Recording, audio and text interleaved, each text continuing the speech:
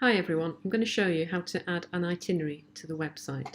So if you go to the dashboard and go down to itineraries, you can see I've created a blank non-bookable and a blank bookable. The easiest way is to copy these and use that rather than start from scratch. You could do add new, but you have to pull in all the modules and it's very easy to get it wrong. So the easiest way to do it is to use one of these, but you must remember to duplicate it or you'll overwrite it and there won't be a blank one for next time. So we're going to do a blank bookable one, so I need to duplicate it. So we've now got a second blank bookable itinerary and I'm going to just call this one test itinerary, just so that we can distinguish between it. Now over here I've got an itinerary so we can refer back, we can cross-reference so you can see what I'm talking about, and we're going to use this from the moors to the sea one. So one of the things you can see here are the top locations are listed here, and you'll see why that's important in a minute. So we're going to view that, and as we go through we'll see where things go. So it's a good idea when you're adding one to have one open as well so that you can see what it's supposed to look like. So obviously, like everything else, you'll recognise all the boxes. So you pick your trail, you can put your subtitle and your introduction in here, and then these highlighted locations are the things that I mentioned before that were on the front of here. These here are the top locations. So you need to pick those from here. So if you're picking attractions, you'll need to know which ones, because this is the list of all the attractions that are on the website. So you need to actually have made a note of which attractions you want. So we're going to go for Roseberry Topping. So we can add that. So if you know which ones you want, just type the name in here. Okay, so that's what that is. We'll just go back into there. You need a map that goes with your itinerary. Now you need to create that. You create it in the same way as you create any other short section, and there is a video to tell you how to do that. I strongly advise that when you create your map, you name it the same as the itinerary so that you can find it easily. So once you've done that, you need to, when you go here, all the maps that we've got are listed here. So the one you've created will be in there and you just link to it. So we've got one in at the moment because that's come with the duplication. Okay, then this next box is for map content. So this is, if we go down to the map on here, you can see where we've got like attractions, and we've got we don't have accommodation anymore. We've just got attractions on here. So some of those attractions need to be added in this box. So if you collect, again, their attractions, and again, you just need to make sure you pick the ones that you want from this list. I don't know why we've got two boxes here, but don't worry about that.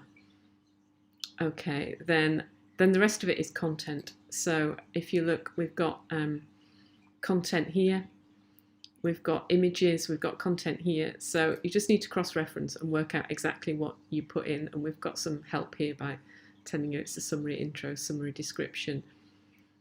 Image gallery, there's another video to show you how to add images to a news item, but it's exactly the same adding them here, and you need to crop them the same with the gallery crop, and you just add those in there, and that's this gallery here that you can see that you can move across. So that's what you're adding to there. And then these boxes here, these are the ones that people use to kind of judge how difficult things are. So we've got the distance, you have to put a distance in a whole number of days. The grade is moderate or easy, or I can't actually remember the rest of those terms, but I'll find them for you. Yeah, I'll come back to that in a minute. I know where we can find out where those are. So you need to put this information in. Then you've got all of this text here, which is all of this lot. You see there's every step of the journey has been carefully planned. Click on the blue tab. So that's that text there, and the rest of it all goes in these boxes here, and there's loads of them.